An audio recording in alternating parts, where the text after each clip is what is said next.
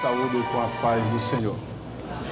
Quero dizer da alegria que tenho em estar participando mais uma vez de um trabalho aqui na Assembleia de Deus no bairro Alvorada. Já estivemos em outras ocasiões falando sobre escola dominical, a educação cristã, e também estivemos em outra ocasião falando sobre a teologia arminiana, armínio-wesleyana. E hoje é um privilégio, uma honra de estar nessa segunda conferência pentecostal para trazer com os irmãos alguma meditação, uma análise sobre o movimento pentecostal, cujo tema da minha palestra é Pentecostalismo, ontem e hoje. E rever essa igreja abençoada e motivada para assuntos tão relevantes para a nossa vida. Falar sobre o pentecostalismo, hoje em dia nós percebemos que existe um interesse para o diálogo, para a escrita, para a conferência sobre o pentecostalismo. Sempre nós vemos um despertar sobre isso.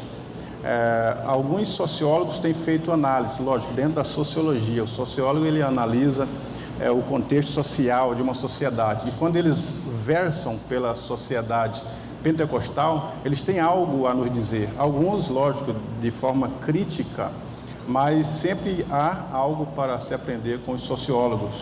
Nós vemos também os historiadores fazendo levantamento, até psicólogos, voltado para o movimento pentecostal. Há algum tempo, eles eram considerados ignorantes, os pentecostais. As pessoas ignoravam o crescimento, a influência do pentecostalismo na sociedade. Mas hoje há um despertar, há um interesse, até porque os pentecostais têm galgado posições, têm saído de camadas e alcançado as altas sociedades, a classe política. Nós temos representantes nas classes políticas, os meios sociais, sejam os rádios, a televisão, os livros, uma influência de forma geral. O pentecostalismo tem crescido. E volta e meia nós vemos artigos, reportagens, publicações sobre o crescimento do pentecostalismo. E, de uma certa forma, eles estão querendo dizer, eles estão crescendo demais. Os sociólogos, eles têm analisado isso. Agora, uma preocupação que o protestantismo no Brasil, ele já existia antes mesmo da Assembleia de Deus e da cristã do Brasil, que é mais antiga no Brasil do que as Assembleias de Deus. O protestantismo já existia. Quando os missionários chegaram no Brasil, eles já depararam com igrejas luteranas, igrejas batistas, igrejas presbiterianas, metodistas, eles já estavam ali. Mas a análise dos sociólogos sobre o pentecostalismo é que dentro do luteranismo, nesse período do século XIX, as missas, os cultos eram feitos no alemão. Então, a quem interessava vir a um culto no luteranismo, ouvir em línguas no alemão. Outras, na metodista, fazia os seus cultos, as suas prédicas no inglês. E a sociedade brasileira, nesse período do século XIX, ainda era mais aquém sobre a língua. A própria Igreja Católica, as missas eram feitas em latim. Então, as pessoas não tinham muito interesse em estar presente porque não entendiam a prédica das missas e etc. Agora, os missionários, falando dos missionários pentecostais assembleianos, Daniel Berg e Gunnar Wingre, quando eles vieram, a proposta era aprender o português e ensinar o povo na sua língua vernácula. Então, enquanto Daniel Berg trabalhava ali em Belém, a Port of Pará, que era uma empresa que mexia com ferragens, soldas e etc., e, inclusive era de algumas pessoas, Adriano Nobre e Raimundo Nobre eram proprietários dessa empresa, Port Of, ali no Pará.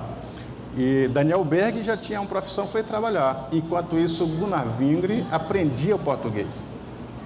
Teve aulas do português. E à noite ele transmitia isso para Daniel Berg. Então, o Gunnar Wingre ele fala melhor um pouquinho, a gente ouve alguns áudios que está disponível nas redes sociais, eles pregando, ensinando, até cantando. Daniel Berg puxava um pouquinho, mas o português do Gunnar era melhor, porque Daniel Berg recebe de segunda, né? Recebe do parceiro. Agora, os cultos e as mensagens eram pregadas em português, então interessa o povão. Diferente da metodista que pregava no inglês. As missas, nesse período, todas em latim. O luteranismo usava o alemão. Então, segundo os sociólogos, eu trouxe aqui algumas pesquisas dos sociólogos nessa era, eles diziam que o protestantismo do século XIX não era inclusivista, não incluía as pessoas da classe baixa, enquanto que o pentecostalismo ele ia até as pessoas, e era uma característica da região do Pará, das populações ribeirinhas até hoje. O pastor pega a sua canoa, desce no rio Amazonas, remando de canoa, para levar ceia, para pregar nas comunidades, seja ela indígena ou não, ou da população ribeirinha. Até hoje é uma característica deles. Então a proposta era atender todas as classes do pentecostalismo. E os sociólogos estão fazendo exatamente essa análise, que eles veem o pentecostalismo como algo inclusivista, incluindo as pessoas e pregando o evangelho simples, sem fazer rodeio para todas essas pessoas. Então, por isso que eu coloco ali o primeiro movimento pentecostal como movimento clássico, né? Pentecostalismo clássico, que ele inclui nesse pentecostalismo clássico as Assembleias de Deus. Depois vamos falar um pouquinho sobre as Assembleias de Deus. Então, esse movimento ele veio com uma proposta. O pentecostalismo clássico era o quê? Era pregar o evangelho genuíno, o evangelho que transforma, o evangelho que regenera o pecador e dá uma dimensão de vida para ele, uma esperança de vida para ele. E em segundo, o movimento de curas divinas, né? Temos um outro movimento aí que é dividido sobre a classificação, né, do pentecostalismo. O movimento de cura divina, a partir de 1950, a Igreja Deus Amor, a Igreja O Brasil para Cristo, ela surge com essa proposta. Aí, nesse período aí, nós já vemos as programações da Igreja Deus e Amor, falando sobre cura divina, milagres e etc. E eles fazem diversas entrevistas, tem esse crescimento voltado exatamente para isso, para as curas divinas. E quando menino, meu irmão ganhou um motorrádio, que ele sintonizava na rádio, nas programações da Deus e Amor. E eles sempre estavam proclamando isso, a cura divina, o milagre e etc., a expulsão de demônios. Inclusive eles entrevistavam os demônios, né? E um dos demônios naquele período lá, sendo entrevistado pelo bispo, pelo pastor, pelo missionário, né, que era taxado: por que você veio aqui na Deus Amor? Ele disse: porque eu gosto de dar entrevista no rádio, que ele falava no rádio lá, né? Então temos esses segundo movimento aí a partir de 1950, a ênfase era no exorcismo. E o terceiro movimento é o movimento carismático. E quando falamos em movimento carismático, nós não temos que ter em mente simplesmente a Igreja Católica, né? Que o movimento carismático ele tem essas divisões aí, né? Ele não é somente a Igreja Católica, mas o protestantismo tem o movimento carismático. Fazem parte do movimento carismático aquele movimento da Adonep, do Evangelho Pleno. Também isso faz parte do movimento carismático. Então, nesse período, o movimento carismático, a partir de 1960, incluindo alguns luteranos, presbiterianos, alguns episcopais, porque quando a gente pensa hoje, né, a nível de Brasil, o movimento carismático só é o catolicismo, e não é somente o catolicismo. Tem a Adonep, a Igreja do Evangelho Pleno, homem de negócio, né? A Igreja dos Homens de Negócio, eles têm uma proposta. Por mais que eles falam do Espírito, do avivamento, pregam a palavra de Deus, mas ele tem uma característica própria, então ele está incluso dentro deste movimento carismático. E o quarto movimento que surge a partir do pentecostalismo é o neopentecostalismo. São os pentecostais mais recentes, né? Mais novos, a partir aí talvez da década de 80, a partir de 1980, começam a surgir os neopentecostais de maior expressividade, né? A Igreja Universal, a Igreja da Graça, entre outros.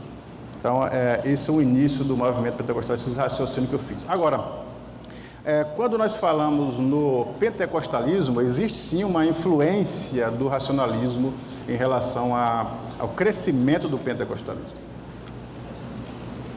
Porque as pessoas têm colocado o movimento pentecostal em um nível que não é a proposta deles, tem confundido.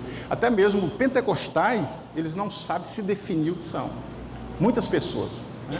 Quando nós falamos o que é ser um pentecostal, a pessoa associa ao movimento, ao fogo, à unção, né?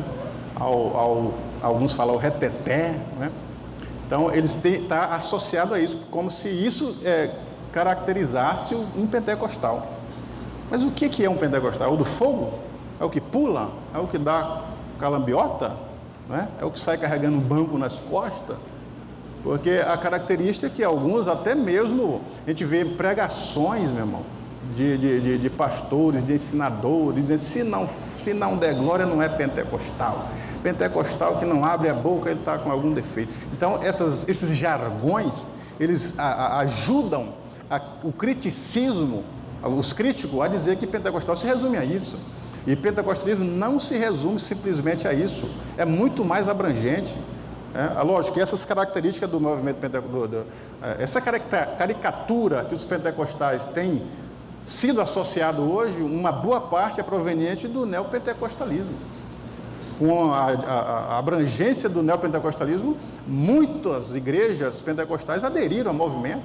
Até nós mesmos, muitas coisas que não existiam, hoje nós fazemos. Né? E é proveniente desse movimento que vamos falar daqui a pouco mais sobre ele. Mas existe uma diferença. Ser pentecostal é muito mais abrangente. Ser pentecostal é acreditar na teologia do Espírito de Deus. Ser pentecostal é acreditar na evidência do batismo com o Espírito Santo. E não somente isso, mas em toda a conjuntura, em toda a pedagogia do Espírito de Deus na vida do ser humano, do cristão. Porque, irmãos, olha, quando fala sobre o cristão ser um pentecostal, não é somente alguém falar em línguas, mas é todo um processo que o Espírito trabalha na vida de uma pessoa. Porque a Bíblia diz assim que todo homem, Paulo é quem diz isso aos Romanos, capítulo 3, versículo 23, que ele estava na depravação total, não há quem entenda, não há quem busque a Deus. Todos os pecados destituídos estão da glória de Deus. Estava em trevas. O homem não tem condição de levantar-se. Hoje eu vou querer Deus, se Deus não ir lá e buscar ele. Que a Bíblia diz exatamente isso, que o Filho do Homem veio buscar e salvar o que se havia perdido. E agora, quando ele vem buscar e salvar, há um processo através da santificação. A santificação tem um processo na vida do crente, e ela é feita através do fruto do Espírito, através dos dons, através da obra pedagógica do Espírito de Deus. E é o Espírito de Deus quem faz isso. Então, o pentecostalismo começa exatamente com a obra do Espírito, é crer na obra do Espírito, é crer nos dons espirituais, é crer na pedagogia do Espírito. O apóstolo Paulo escreve a Tito, dizendo assim que, no capítulo 3, a partir do capítulo 2, que a graça de Deus se há manifestado, trazendo salvação a todos os homens. Olha a pedagogia da graça. Ensinando-nos. A graça ensina o cristão através da operação do Espírito de Deus. A graça, ela abre a mente. Quando Paulo diz em Coríntios, capítulo 4, dizendo que o Deus desse século cegou o entendimento dos incrédulos para que não lhe resplandeça o evangelho da glória de Deus, é que o homem ele não consegue entender as obras de Deus, não consegue entender a palavra nem os propósitos de Deus, se Deus não iluminar ele. É por isso que a Bíblia é chamada de luz, lâmpada para os meus pés é a tua palavra e luz para o meu caminho. E esse entendimento da luz é através do Espírito de Deus. É isso que Jesus Cristo diz, que ele vai, mas enviará um outro Consolador, o Espírito da verdade, que o mundo não pode receber, mas nós podemos receber, porque nos ensinará todas as coisas. E a partir do que o momento que o Espírito Santo começa a ensinar, a teologia do Espírito Santo, a pedagogia do Espírito Santo é implantada na vida do cristão, e começa o pentecostalismo, começa o cristão ser um cristão autêntico, um pentecostal que crê na evidência do Espírito, na transformação do Espírito. Porque enquanto Deus desse século cegou o entendimento dos incrédulos, o Espírito de Deus abre a mente, ilumina a mente, traz entendimento. Paulo fala em Colossenses sobre a sabedoria de Deus, sobre a inteligência espiritual, sobre o conhecimento das coisas divinas, e isso é possível através do Espírito de Deus. Então aí começa a teologia pentecostal. O que é ser um pentecostal? É ser alguém guiado pelo Espírito Santo, que tem a mente de Cristo, que tem as atitudes de Cristo. Quando Paulo, ele escreve para os irmãos que estavam em Éfeso, no capítulo 4, versículo 11, que ele mesmo deu uns para pastor, doutor, presbítero, evangelista, querendo com isto o aperfeiçoamento dos santos, para que nós chegamos à estatura completa de Cristo. Então esse é o crescimento espiritual, é a maturidade espiritual, e isso é possível através do Espírito de Deus, ensinando as Escrituras Sagradas. Agora, quando eu coloco ali a influência do racionalismo, O liberalismo teológico adota o método histórico crítico, né? A influência do racionalismo na Europa influenciou também os meios acadêmicos.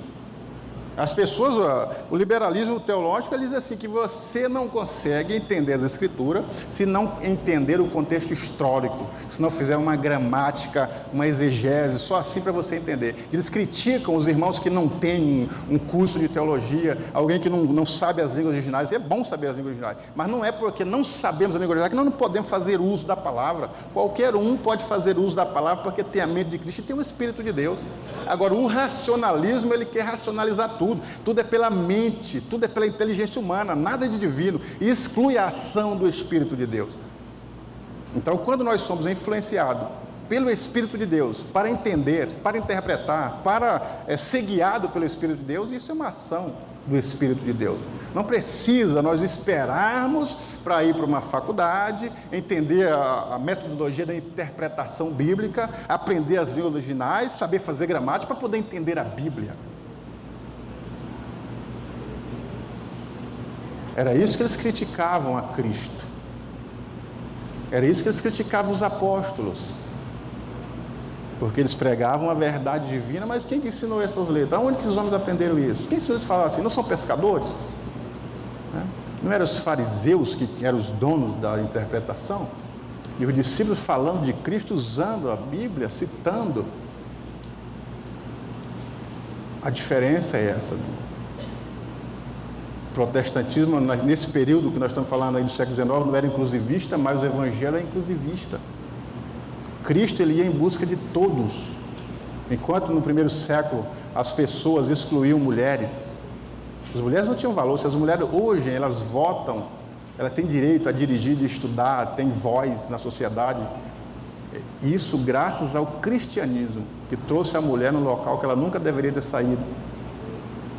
Cristo é quem abraçou. Você pode observar qualquer fariseu da época, no seu corpo de discípulos não tinha mulheres.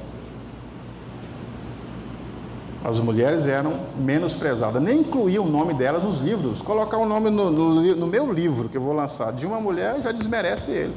Então sempre, às vezes, nós vemos ainda essa tendência nos evangelistas. A mulher samaritana, mas qual que é o nome dela? Não era samaritana, era como se dissesse a mulher cuiabana, a mulher de Cananéia. Mas como que é o nome da mulher de Cananéia? A mulher do fluxo de sangue. Como que é o nome dela? Então Cristo, ele vai conversar com a mulher que já causa um espanto. No seu corpo já tem mulheres que fazem parte também, que já é um outro espanto. Ele já atende as crianças, que nesse período crianças eram tocadas como animais. Se entrar um cachorro aqui, todo mundo quer enxotar, porque ele não é bem-vindo aqui. Se entrasse uma criança num recinto como esse, eles iam impedir, como tratavam impedir as crianças para aproximar do mestre. Mas Cristo dá assistência para a criança, pega no colo e dali dá exemplos. Não tinha um data show, mas tinha um exemplo, usou visual para transmitir a sua metodologia de ensino. Então, o cristianismo é inclusivista, o evangelho é inclusivista, seja para criança, jovem, adolescente. A Bíblia fala que Cristo conversou com mancebo, naquela época era mancebo. Hoje nós falamos jovens. Conversou com ele, com homens, com velho, alta sociedade. Ele não faz preferência como o liberalismo. A teologia liberal faz preferência pelo pobre. O que é a salvação? É tirar os pobres, os párias da sociedade, equiparar eles economicamente. Isso é a salvação. Não existe esse negócio de... Não, a salvação é tirar os pobres, equiparar a economia, deixar todo mundo bem.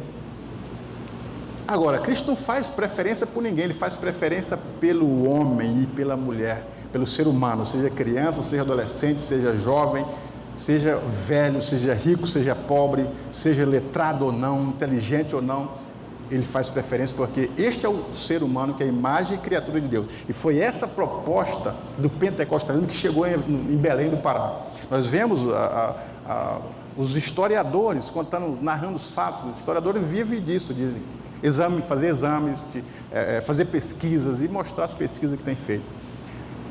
Que eles andavam a pé. Agora imagina isso aí no século XIX. Eles estão lá pregando o evangelho na ilha de Marajó. Então nós vemos exatamente essas questões. O conservadorismo, né? O conservadorismo adota o método gramatical. O método da teologia narrativa para o pentecostalismo. Já há um diálogo do método da teologia narrativa, narrar, que estão em diálogo, mas eu não vou falar sobre isso propriamente dito.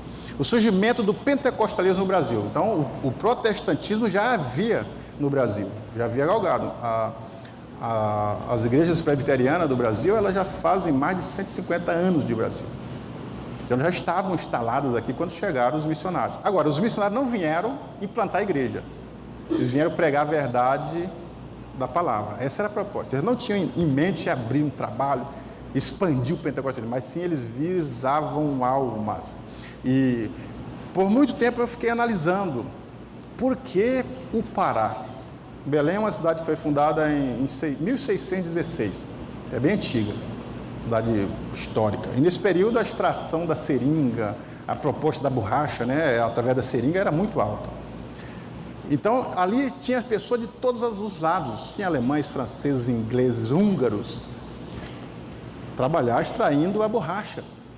Muita gente, era uma circulação enorme. O Oceano Atlântico, através do Rio Amazonas, dá acesso. O Porto de Belém, ele fica a 120 quilômetros do Oceano Atlântico. Então, eles navegavam pelo Oceano Atlântico, extraindo a madeira, a seringa, etc. E os missionários se instalaram exatamente ali, e não no Rio de Janeiro nem em São Paulo. E começaram a pregar o evangelho para todas as pessoas que estavam ali, todos. Quando a Europa ela surge com uma outra proposta da borracha, que a seringa ela cai de produção, as pessoas que estavam ali extraindo a seringa, eles se espalharam tanto pelos estados, porque tinha muita gente de outros estados, do Maranhão, do Amazonas, do Ceará, trabalhando ali, como por outros países. Então as pessoas, quando a seringa ela caiu economicamente, as pessoas que estavam no Pará, que ouviram o evangelho, elas levaram a verdade do evangelho para o seu estado, como foi no estado do Ceará, a irmã Maria de Nazaré. Ela chega lá porque ela ouviu no estado do Pará, e ela chega e prega para os seus familiares, então começa o evangelho pentecostal, através da Assembleia de Deus, através de uma mulher, e assim sucessivamente, por diversos outros lugares do Brasil, como também outros países. Então a estratégia de Jeová, ela é muito certa. Por isso que Deus ele mostra para os missionários a visão, que eles estivessem no Pará, e eles nem sabiam que existia isso, foi lá no mapa, no Brasil. Mais atrasado do que é hoje ainda, o Pará ainda é bem atrasado economicamente, através de estrada, de indústria, mas nesse período eram mais ainda. Mas o evangelho chegou ali, começou ali, e a graça de Deus se expandiu ali. Ainda hoje, irmãos, quando a gente vai no Círio de Nazaré, a gente não trafega na cidade, que é 1,5 milhão de pessoas no mínimo, através do Círio de Nazaré, fazendo as passeatas, carreatas, caminhatas, e no Rio Amazonas também.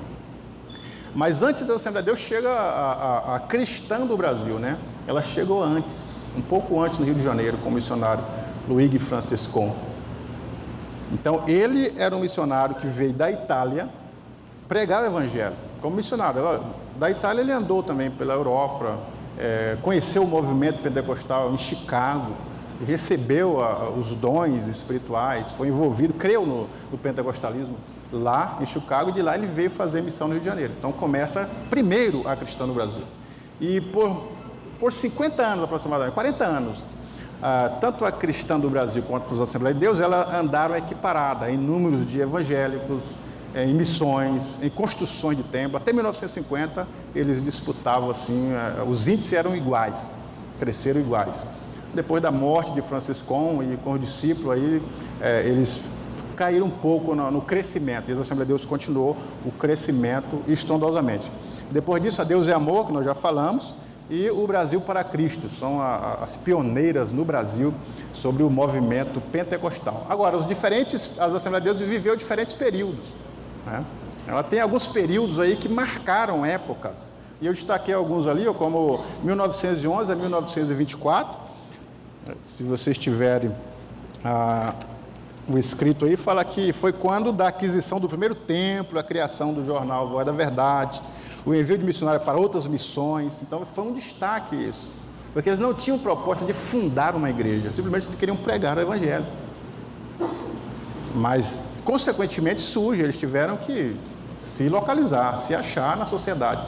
Então surge o primeiro templo, um templo antigo, e depois disso a criação, os jornais. Se eu não me engano, os dois paraenses que trabalharam nos jornais, o Boa Semente, depois o Voz da Verdade, Antônio Trigueiro e eu não me lembro o nome do outro, eu posso me lembrar depois e falo para os irmãos. Então isso marcou épocas, foi um avanço já da Assembleia de Deus nesse período aí.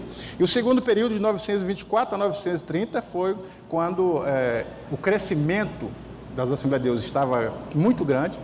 Os missionários pregavam, eles chegaram em Bragança, tem um conto que eles chegaram em Bragança, Daniel Berg, é uma cidade próxima à capital, e ele prega o evangelho por alguns dias lá. Quando ele sai, então há uma necessidade de alguém para tomar conta dessas pessoas. Então o evangelho estava crescendo tanto que eles precisaram separar obreiros para a seara, como por exemplo o Absalão Piano, foi um dos primeiros a ser separado. Absalão Piano foi um dos primeiros pastores a ser separado, e diversos outros, Antônio Trigueiro, Irineu, entre outros. E o terceiro período, de 30 a 50, foi aonde que eles começaram a construções de templos em outras regiões, por exemplo, São Luís, no Maranhão, no Amazonas também estiveram construindo, Porto Velho. E o quarto período, de 50 até a atualidade, né? Em 61, a estatística de 1961 já chegava a 1 milhão de fiéis das Assembleias de Deus. Na atualidade, o ano passado, eles fizeram uma estatística de 22 milhões, se eu não estiver enganado, de assembleianos no ano passado. Então, são esse período. Houve outras denominações que surgiram após, né? A Deus é Amor, o Brasil para Cristo, que também tiveram suas influências dentro do movimento pentecostal. Nós temos um pano de fundo aí sobre a hermenêutica pentecostal. Eu trouxe alguns dados de John Wesley, como que ele entendia sobre essa hermenêutica pentecostal, entender a Bíblia e o conflito que ele tinha nesse período com o metodismo, as interpretações. Ele viveu um conflito, eu não vou dar os pormenores aqui porque não há tempo, mas pelo menos relacionar para os irmãos ali, que ele destacava, ele já era um estudioso da Bíblia, que levava em consideração o contexto. Tinha que ler o contexto, não era só pegar versículos isolados que vai dar problemas. Então tinha que entender o assunto, tinha que entender o pano de fundo para poder ter uma mensagem. Essa era uma das propostas de John Wesley. A leitura da Bíblia, ela não advinha, segundo ele, de academias, mas do seu próprio relacionamento pessoal com o seu Criador e com a intimidade da palavra de Deus. Ler a Bíblia não em números, como se lê jornais, mas ele lia para entender, para sentir, para compreender, para a alma, segundo John Wesley. A Bíblia era a fonte principal de autoridade para a formulação de doutrinas, para a formulação de estudos, de mensagens e até de hinos. Os hinos tinham que ser, o irmão dele, Carlos Wesley, era um compositor nato. Escreveu muitos hinos deles, muitos deles têm as letras, têm as músicas hoje aí. Agora, segundo eles, todos os hinos tinham que ter um embasamento bíblico, tinha que ter um posicionamento, tinha que ter uma mensagem, tinha que ter um fundo de verdade da Bíblia. Não poderia ser hinos aleatórios. E o contexto que eles levavam era exatamente o contexto da classe levítica, quando Deus disse para Moisés, chamou Asaf, que era uma das famílias de Levi, e o próprio Asaf e os seus filhos é quem construiu os instrumentos, o símbolo, o dissonante, a gaita de fole, a flauta, a guitarra, o cítara, e eles iam escrever as letras e compor e o cantar com a congregação. Agora, segundo o livro, esses hinos não poderiam falar de si mesmo, tinha que falar do Deus Criador, tinha que falar dos feitos de Deus, da grandeza de Deus, do amor, da mensagem de Deus, não poderia se falar de si mesmo. Então, John Wesley, o seu irmão e todo o wesleyanismo nesse período levava a esse viés, irmão. E o pentecostalismo, ele veio com isso. Os hinos da harpa cristã, todos eles com bases bíblicas. Agora, parece-me que a partir de 80 há uma leva pelo antropocentrismo. Se chegar na igreja e cantar que você não tem vitória, se o mar não se abrir, se o fogo não cair, se Deus não entrar na pedra, se do outro lado para te dar vitória, não está bom. Vamos voltar para esse contexto que é importante, John Wesley, porque os próprios salmos, que são o hinário oficial de Israel, estão engrandecendo ao próprio Senhor Deus. Louvai ao Senhor, porque é Criador de toda a terra, do Senhor é a terra e a sua plenitude, levar ao Senhor porque Ele é bom, bendize, ó minha alma, ao Senhor. Todos os hinos elevando o homem a glorificar o seu Criador, ao seu Deus. E hoje em dia nós não podemos cair nessa proposta do neopentecostalismo que desvirtua a adoração cristã pentecostal. O homem não é o centro de nada, o centro é Deus. Nós somos miseráveis. Paulo disse, esse miserável homem que sou, se não fosse a graça de Deus nos resgatar, nos redimir e ainda nos galardoar, nós não estaríamos aqui e não estaríamos felizes nem em paz. Se não fosse a obra salvífica do Espírito Santo, você não tinha o entendimento da criação e das propostas divinas. Então vamos adorar a Deus, elevar a Deus. Ele é quem merece toda a honra e toda a glória. O antropocentrismo fica para o secularismo. Deixem eles de lado. Então essa era uma hermenêutica pentecostal de Wesley. A aplicação da Bíblia culmina na hermenêutica descobrindo a vontade de Deus para agirmos segundo a sua vontade. Quando nós vamos ler a Bíblia, segundo Wesley, nós vamos descobrir qual que é a vontade de Deus para a criatura. Ela é o manual, segundo ele. Ela é o manual. Com isso, irmão, John Wesley virou uma Bíblia ambulante. E as mensagens dele tocavam os corações. Ele quase que sozinho foi um marco na história. A Inglaterra, que nesse período da Revolução Industrial, as famílias trabalhavam longas jornadas de trabalho, e quando era final de semana, queriam um alívio para o cansaço, ia para o gin. Era o gin, a bebida da época, eram viciados nisso. Mas John Wesley estava nas feiras, estava nas casas das pessoas, estava nos córregos, estava em todos os bairros, falando que Cristo transforma, que Cristo tem algo melhor que aliviar a alma do que o gin. O resultado foi o evangelho sendo pregado em toda a Inglaterra. Então nós temos esses movimentos e essa base da teologia pentecostal. E o pentecostalismo clássico divide em 3 fases, conforme eu coloco ali, a conversão do homem, a inteira santificação, o batismo com o Espírito Santo. Mas não é só isso, porque muitas pessoas, eles acham que a vida cristã é simplesmente, agora eu estou salvo, é só chegar no banco e ficar dando glórias. Está muito bem, vou para o céu muito bem. Mas a maturidade cristã, o que a Bíblia propõe é um crescimento, é chegar mais próximo de Deus, e é através da santificação que nós nos aproximamos de Deus. Depois da conversão, o que eu tenho para receber? Eu tenho um batismo nas águas, para fazer parte da igreja, para obedecer a comunhão, para obedecer o ídolo de Jesus, as ordenanças de Cristo. E o que mais? Tem um batismo do Espírito Santo. O que mais? Tem os dons espirituais, tem os frutos do Espírito, tem uma relação com o Criador através da palavra, tem um entendimento, tem uma mensagem. É uma série de coisas que nós precisamos galgar. Não é só ficar no banco dando glória e esperar a volta de Cristo. A maturidade cristã, através da obra do Espírito, é longa, tem uma caminhada, e nós precisamos crescer nisso, na graça e no conhecimento de nosso Senhor Jesus Cristo.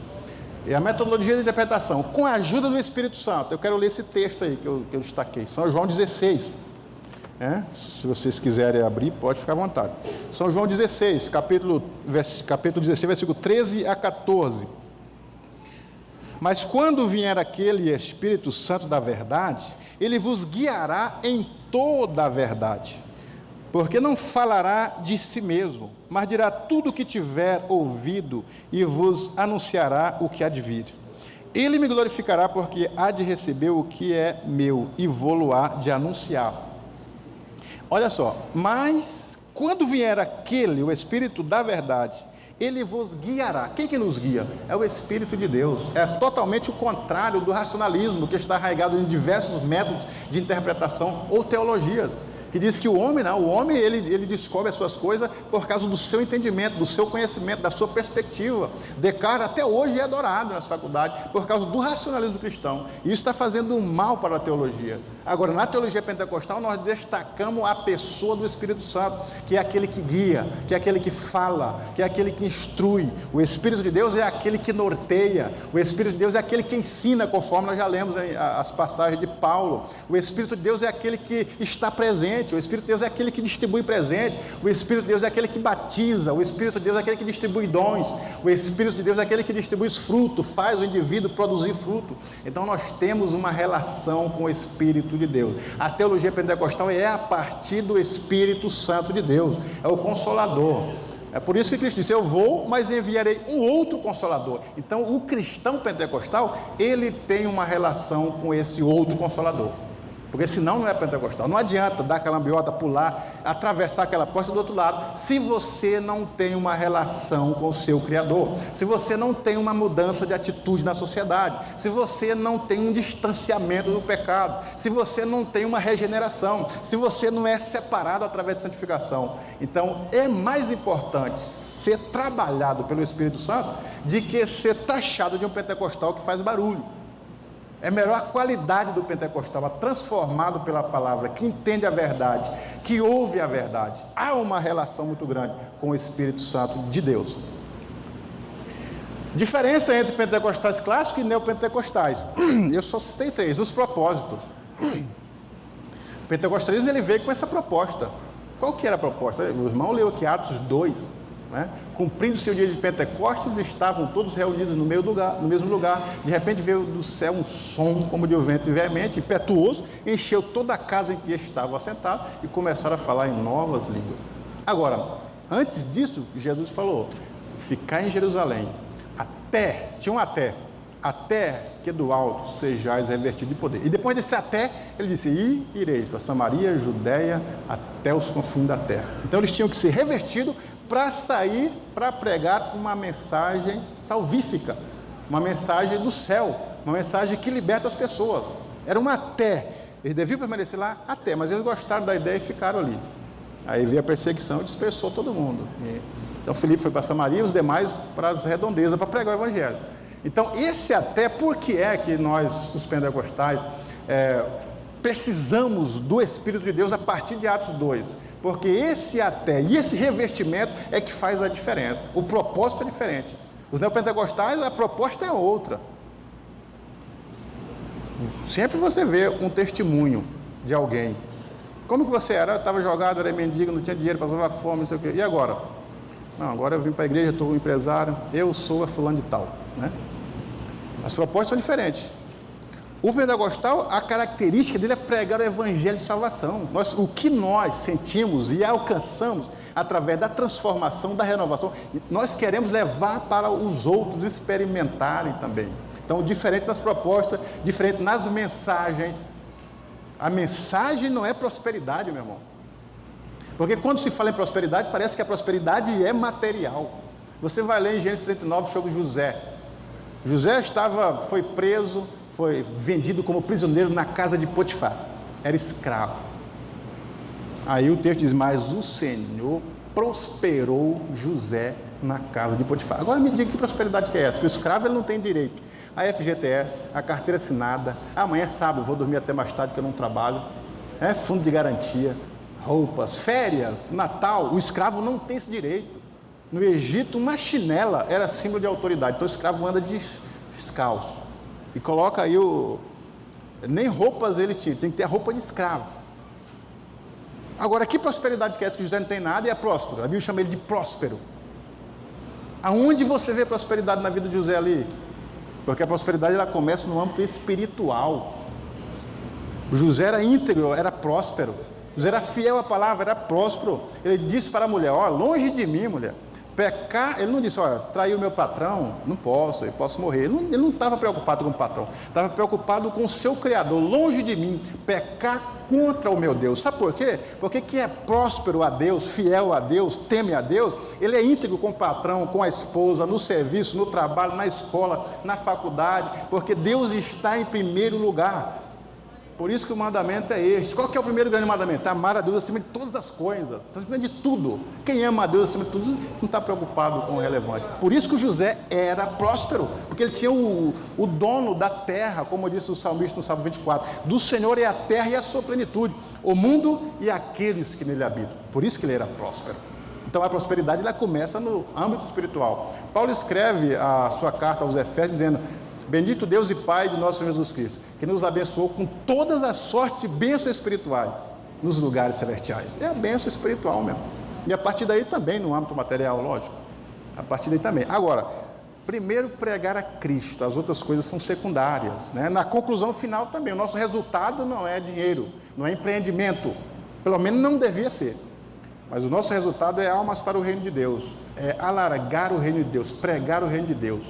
Essa é a proposta, ganhar almas para Cristo. Ide por todo mundo, pregar o evangelho a toda criatura. Quem crê e for batizado será salvo. Essa é a proposta do cristão, principalmente do cristão pentecostal.